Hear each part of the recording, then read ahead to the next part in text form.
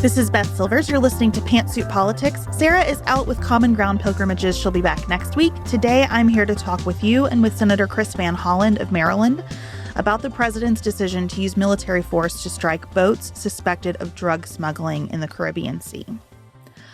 I'd like to start by reading a paragraph to you from the ICE website. Narcotics smuggling is a global crime with local impacts. Illegal drugs, such as fentanyl and synthetic opioids, cocaine and methamphetamine, largely come from other countries. Cartels and other criminal organizations employ complex schemes to evade detection and smuggle these deadly drugs into the United States. From there, local networks distribute and sell drugs in our cities and on our streets. They end up in our communities and in our loved ones' hands, often with devastating effects. The criminals who commit these crimes do it for one reason: to make money. I agree with all of that. Narcotic smuggling is a massive problem. Most illegal drugs come into the United States through our border with Mexico. Local networks sell drugs, and the effects are devastating. And money, pure, unabashed, morally bankrupt greed, is the cause. It is awful. It is also different from terrorism. Under the United States Code, terrorism consists of activities that involve an act dangerous to human life or potential destruction of critical infrastructure or any key resources, that violates criminal laws in the U.S. or any state or subdivision, and is intended to intimidate or coerce the civilian population or influence a government or affect a government by mass destruction, assassination, or kidnapping. Drug trafficking is a criminal economic undertaking. Terrorism is a criminal ideological undertaking. They are different, and they are treated differently under the law. If a person is charged with drug trafficking in the United States and convicted, the sentence for that crime depends on a huge variety of factors. What is the drug? How much of the drug did the person traffic? What is the person's criminal history?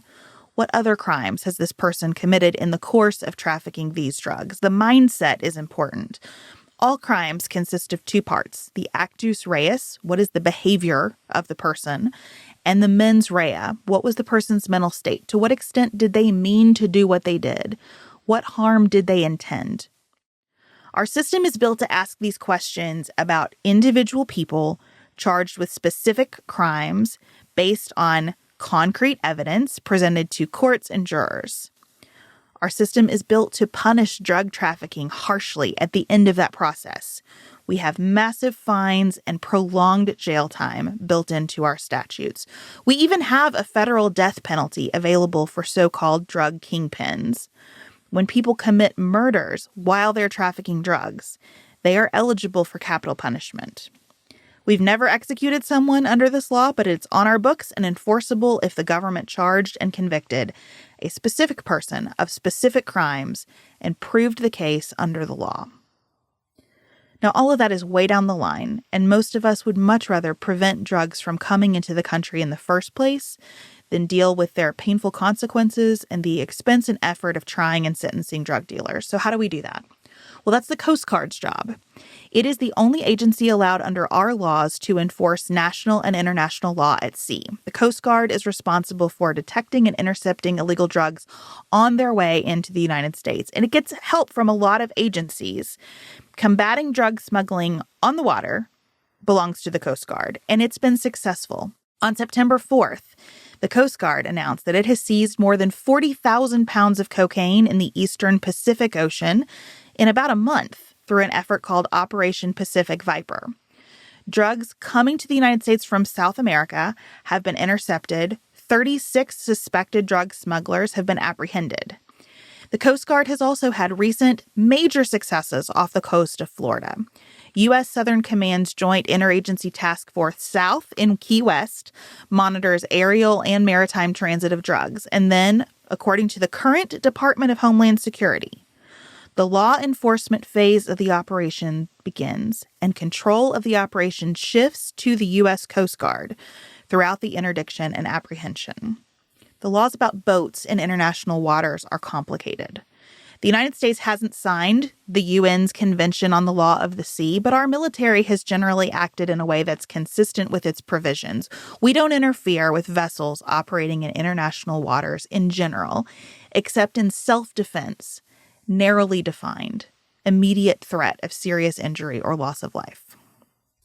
But President Trump doesn't think narrow definitions are good enough. Criminal law is an annoying suggestion. Criminal procedure is expensive and time-consuming. It doesn't matter that terrorism is about ideology and drug trafficking is about money. If he says drug trafficking is terrorism, then it must be. It doesn't matter that we don't kill people for even very extreme drug crimes, and it doesn't matter that he has a legal pathway to the death penalty for drug kingpins. President Trump does what he wants. And what he wants to do apparently right now is blow up boats suspected of transporting drugs to the United States. It doesn't matter where they come from or who is on them or how they came to be or where they're going. But these questions are important not just as a matter of process and procedure. Sometimes our suspicions are wrong. Earlier this month, U.S. warship personnel boarded a Venezuelan tuna boat. They detained it for 8 hours and then released it. We don't always know what's going on. There's reporting that the first boat we blew up got spooked and had turned around. It had turned away from the United States. We still sunk it and killed everyone on board. What exactly are we doing? In a way, I have so many questions about the 3 boats that the U.S. military has now blown up at the president's direction and the 17 people who've been killed in the process. On the other hand, I have no questions. This is wrong. It is unlawful. It is irreversible. It is reckless. I believe it puts our country in danger. Colombia's president has called for criminal proceedings against U.S. officials if any Colombians have been killed in these attacks. Venezuela has called these extrajudicial killings. It's asked its citizens to enlist in militias and go to military barracks for training sessions. I am worried. I am upset. And I am dismayed at how such blatantly illegal action is essentially going unchecked. Our government was designed to ensure that one person's power, even the president's, would be limited in its reach and in constant tension with hundreds of other people's power. I'm at a loss to explain why that's not happening. And I have been searching for someone in an elected position of power to talk with about this. I'm very grateful that Senator Chris Van Hollen of Maryland answered that call. Senator Van Hollen was elected to the Senate in 2016 after serving in the House of Representatives since 2002. He serves on the Foreign Relations Committee, the Appropriations Committee, and the Budget Committee. So we invited him to talk with me about what levers Congress has to check this action and others. You'll also hear what else is on the senator's mind as the deadline for government funding approaches.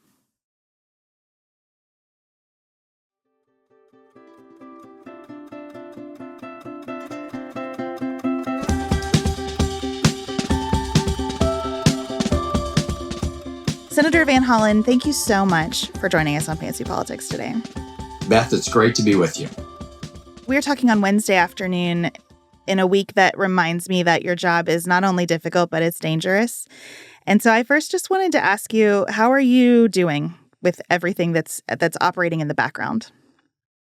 Well, thanks for asking. I really can't believe we're living through this period. And I mean, not just me, I mean all of us, in terms of the threats to our basic freedoms, threats to free speech, President of the United States threatening ABC that if they don't, give into their government demands, they will punish them. ABC originally, folding and caving. I'm glad they're not, but this is a moment where I'm not getting that much sleep. I think probably a lot of us are not getting a lot of sleep because we are trying to think of how we can fight back to protect our country and our democracy every day. So thanks for what you're doing to sound the alarm.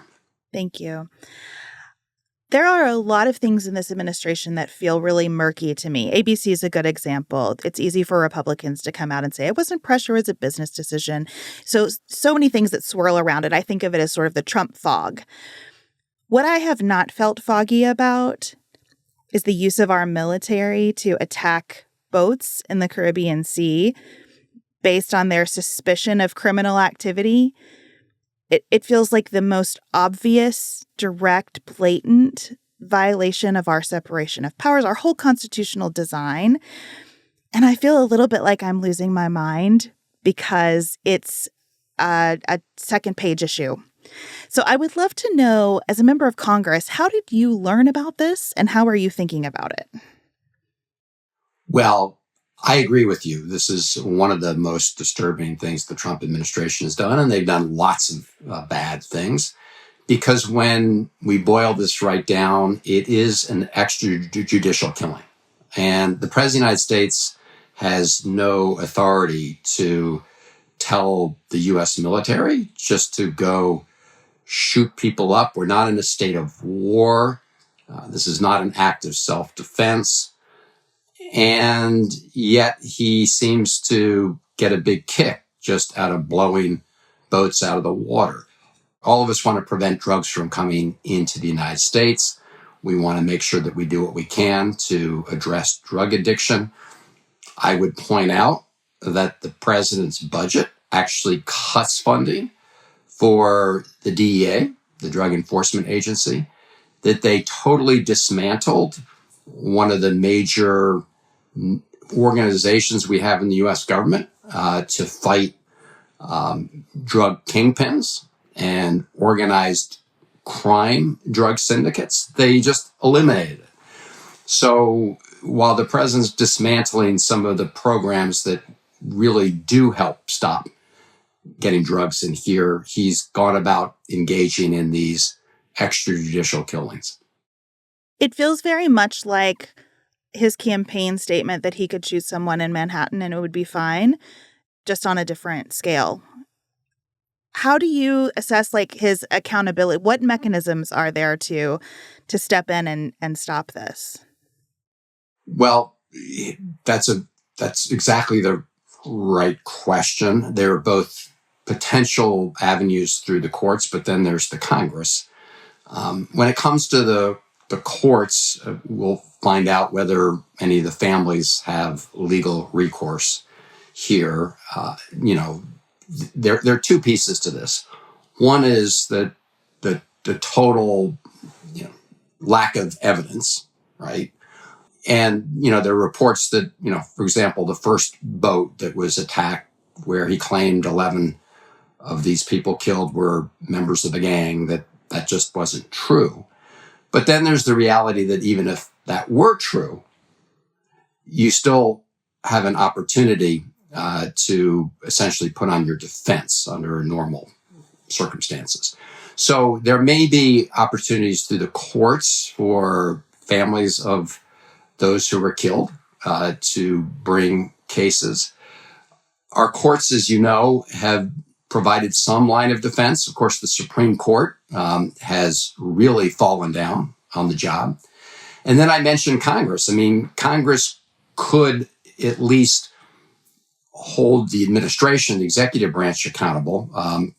My colleagues and I have supported the effort, have filed a war powers resolution, Senator Kaine, Senator Schiff, because essentially the president is using, the military of the United States without authorization here.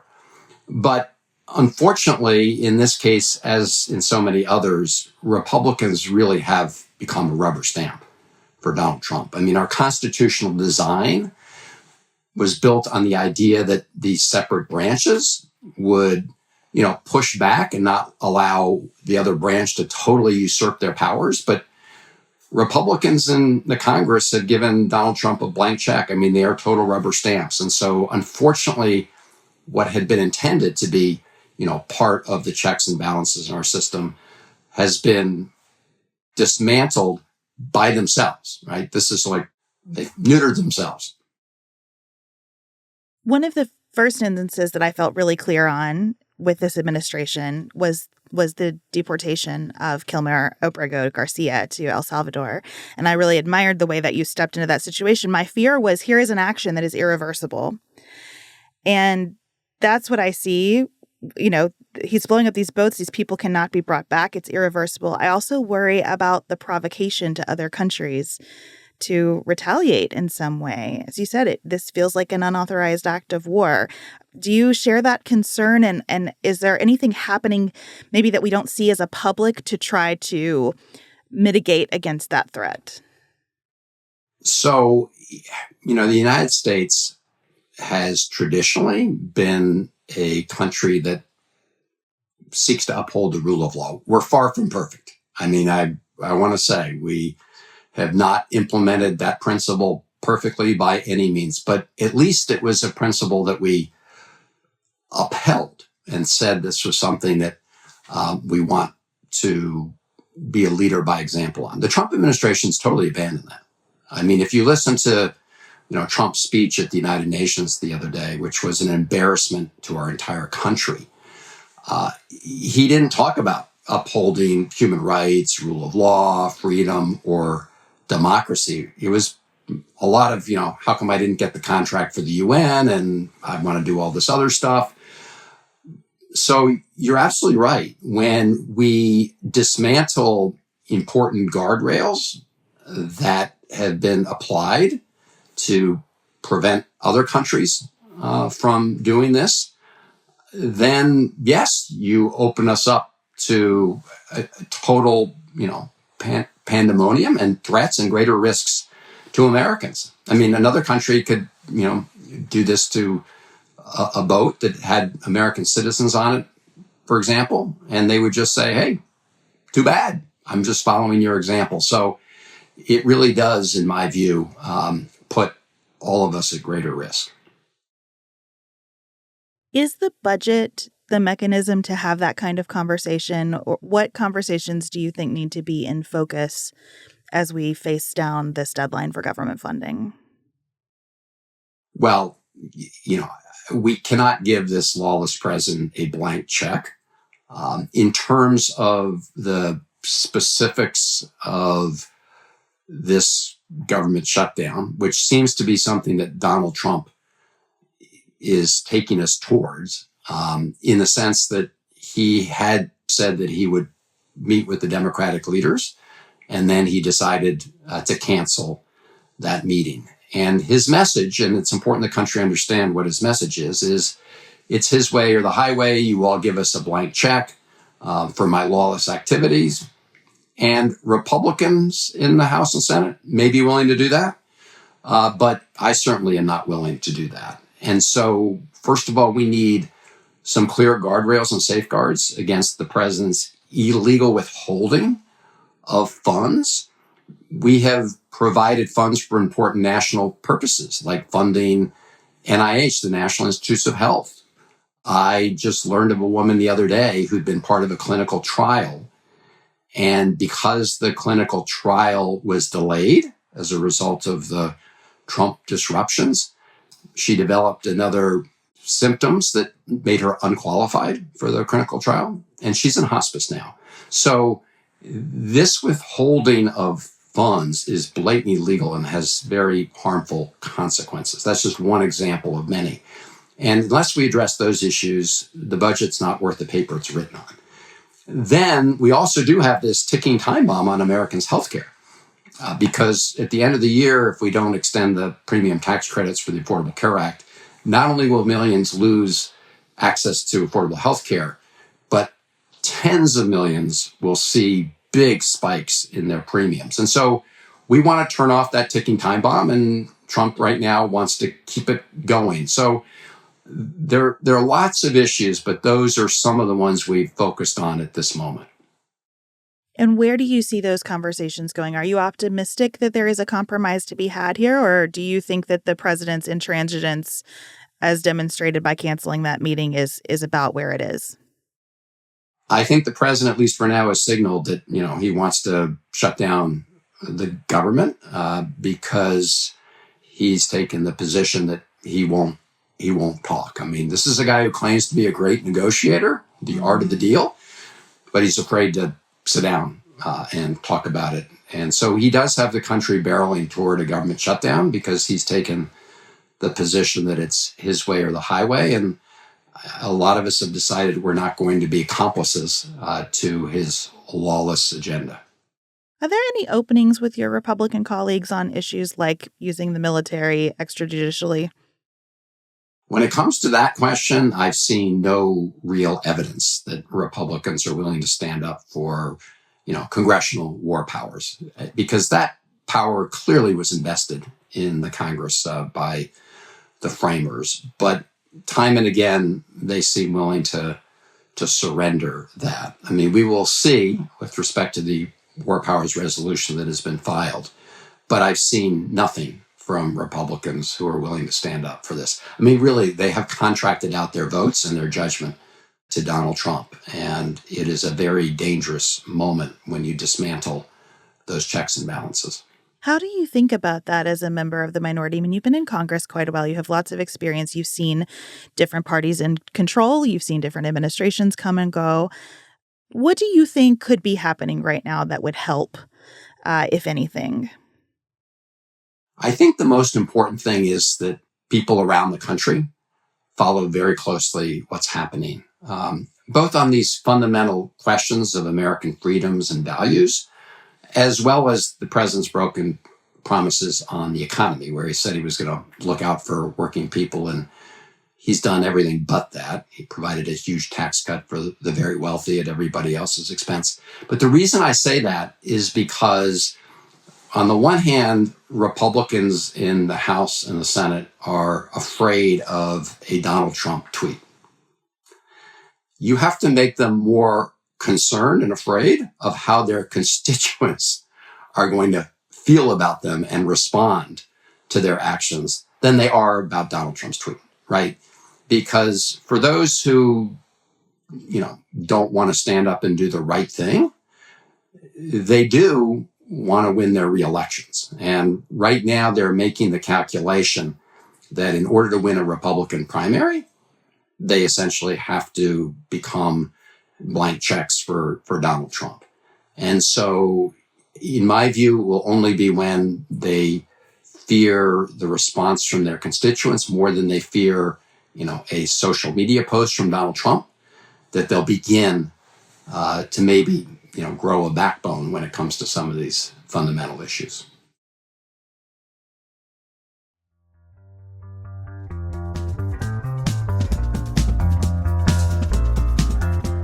During the first Trump administration, we had a constant flow of people, mostly on background, whispering to press, like, don't worry, I'm the adult in the room.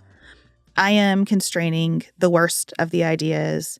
A lot of Republicans would admit this is ridiculous or this is unlawful, but we figure it'll get sorted out somewhere. We're not seeing that this time. Do you think that is because his power is so solidified within the Republican Party, or because people are true believers now? Like, are people with him on this? Do your Republican colleagues think that we should kill suspected drug dealers en route to the United States and international waters? I mean, I'm trying to understand where we really are. Yeah, it's a question I ask myself every day, and I do ask Republicans in the Senate.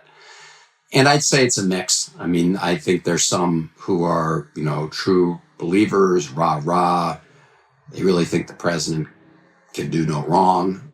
Obviously, to take that position, you can't be taking a principle-based approach. You're taking a person-based approach. And then there are those who know very well that what the president is doing is dangerous to the country, but they've decided to put their own political careers over the good of the country. I think this would be a moment for people to speak out and just bear the consequences at election time. Because what bullies do is they count on people caving in and capitulating.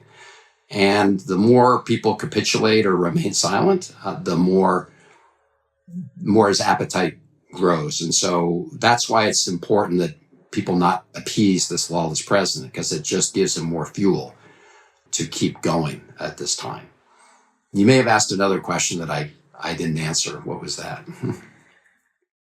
I was specifically just wondering how your Republican colleagues feel about this use of the military. I mean, this feels like an issue that is just squarely within what I understood conservative principles to look like. And I am surprised.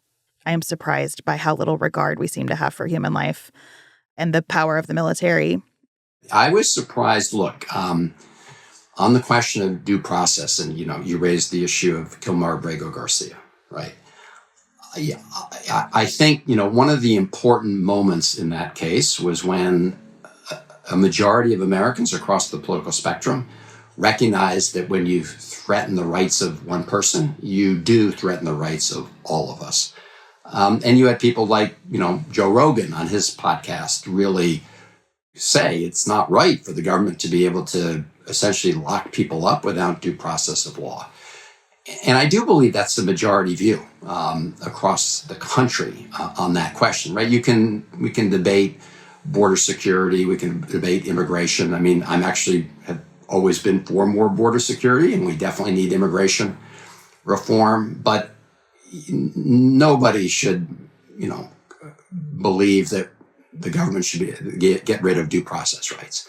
And that did have an impact. At the end of the day, even though they said they would never bring Kilmer Abrego Garcia back, ever, they were forced to bring him back. Now, they're still engaged in all sorts of judicial misconduct and abuse of power. But I'm telling you this story because not a single Republican in the Congress stood up for due process. Not once, not a peep. Even though people from different parties across the country, recognize the threat to our Constitution. There is unhappiness, as you know, among Democratic primary voters about this neutering of Congress's authority, as you've described it, and understanding that the minority is a very difficult position to be in, that the Rules Committee, for example, just controls so much in the House. How would you like to see Democrats moving forward in this moment together as a strong opposition party? Right. So there are things that we can do even when we don't have the votes in Congress. Although you're absolutely right, not having a majority clearly puts us at a disadvantage, totally in the House and in the Senate, obviously a weaker spot. I do think creative confrontation with this administration is something we need to do more of. I mean, was part of the first effort to organize a demonstration outside at AID when they were shutting down AID, because I do believe those kind of acts help others around the country see that they have agency themselves. Now, that doesn't mean that we're going to stop this president from doing lawless things, because he's clearly continuing to do them. But what this president wants more than anything is for people to shut up and go away. And the more people shut up and go away, the more he's empowered. And so I do think beyond just the Senate floor, for example, all of us do need to engage more in showing up and confronting a lawless president. That's why, many of us have visited ICE detention centers and offices. And, when we went to the Baltimore ICE office, the first time we went, we were shut down. They wouldn't let us in. And then they realized that didn't look so good, especially when we read them the statute saying that we were entitled to be there. And they called up and we went back. Bad conditions there. But my point is, we do need to continue to confront this. The Naval Academy, for example, banned a whole bunch of books, right? I mean, we send our soldiers in the war and we're afraid of them reading a book in this administration. And I just got appointed to the Board of Visitors of the Naval Academy. The first meeting I went to, I brought some of those banned books, including Maya Angelou's book, Why a Caged Bird Sings, which is one of the books they banned. And they did end up reversing themselves for the most part. So again, beyond the floor of the Congress, I think all of us, and it's not just members of Congress, but all of us need to find ways to stand up, which is why, for example, when ABC was capitulating and people started canceling their subscriptions, that's important. I mean, all of us need to do more of that. I like the phrase creative confrontation. I wonder what else you think could be happening within the Congress. Because it is kind of hard sometimes, I think about our listeners who are out there doing everything they can do. They go to protests, they write to their representatives, they donate to campaigns, they volunteer. And it does feel sometimes like surely folks in Congress have more power than I have sitting in my house in Kentucky. What other creative confrontation would you like to see in the Senate specifically? Well, we're at one of those moments right now with respect to the, funding the government. And we don't have a lot of levers, and it's not our preference to shut down the government. But as I said, I'm not going to give Donald Trump a blank check to continue his lawless actions either. And so this is one of those moments that we can at least, force a conversation. If the president doesn't want to talk, he will obviously have to deal with what he has wrought in terms of refusing to come to the table. But this is one of those moments where we do have some ability in the Senate to make it very clear that we're not going to be collaborators in his lawless actions. And I know that's tricky because we've talked about a huge range of issues in 20 minutes and haven't even scratched the surface of lawless activity from the executive branch. So how are you personally prioritizing when you have this storm of things, from shooting people in the Caribbean Sea to banned books to healthcare? How do you make decisions about what would be acceptable to keep the government funded, even though we still have 3 years of a president who has a real contempt for the rule of law? Right.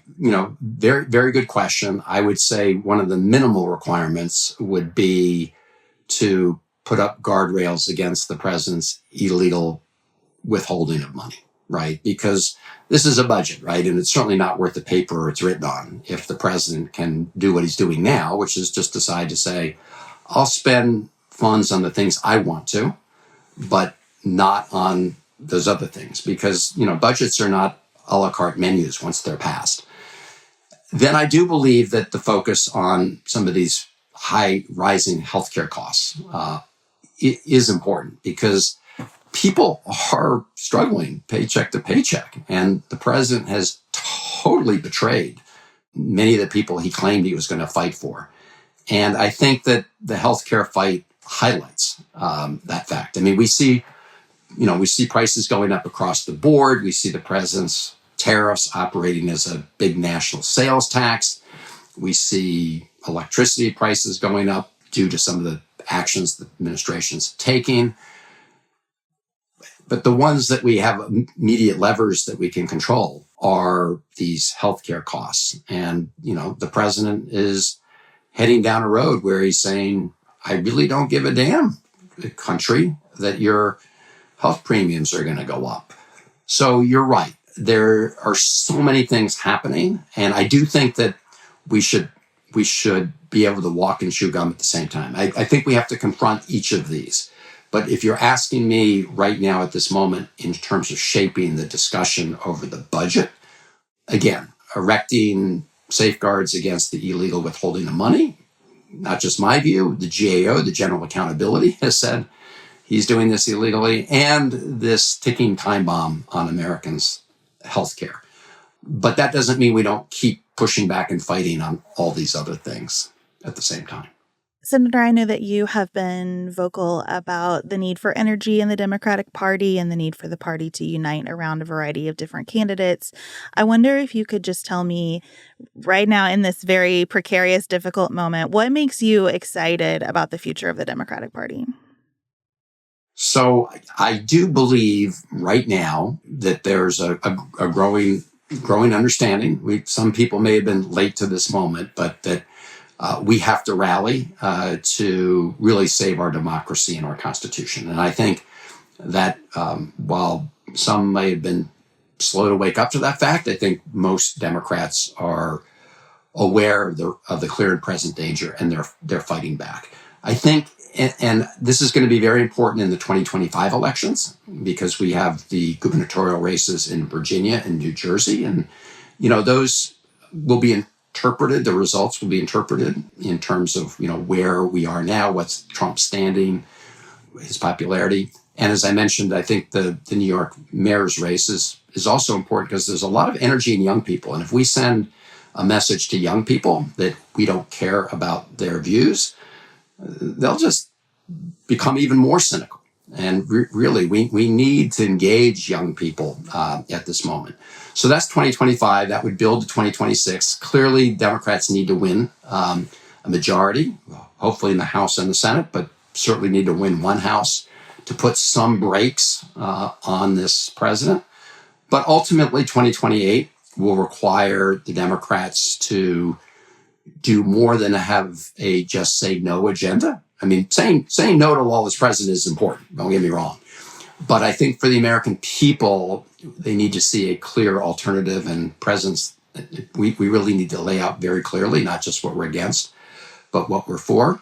I'm happy to come back and have a longer discussion on all of that. I did lay out some of my views on that front out in Iowa a little while back. But I do think that, well, we lost the presidential election. So clearly a majority of Americans did not trust the Democrats to take on, what they saw was an unacceptable status quo. And we kind of became the party of the status quo.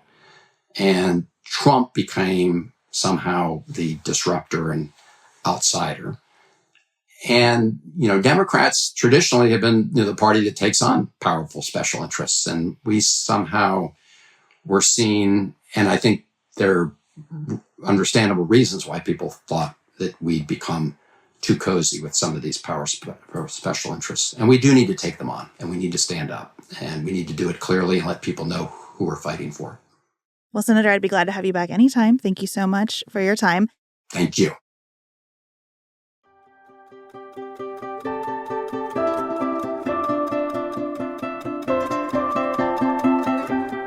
I sensed the senator's frustration in this conversation, and I know he sensed mine. It is a frustrating moment. I still really appreciate his willingness to show up and talk with me, and Sarah and I welcome the opportunity to talk with anyone in government, Democrats, Republicans, independents, about where we are, what this government is doing, what is happening to the rule of law, what arguments are we missing, how can we better understand, what can we do? Thank you to Senator Van Hollen and his team. Thank you to you for listening. Thank you for talking back with us. We'll be back with you next week. See you then.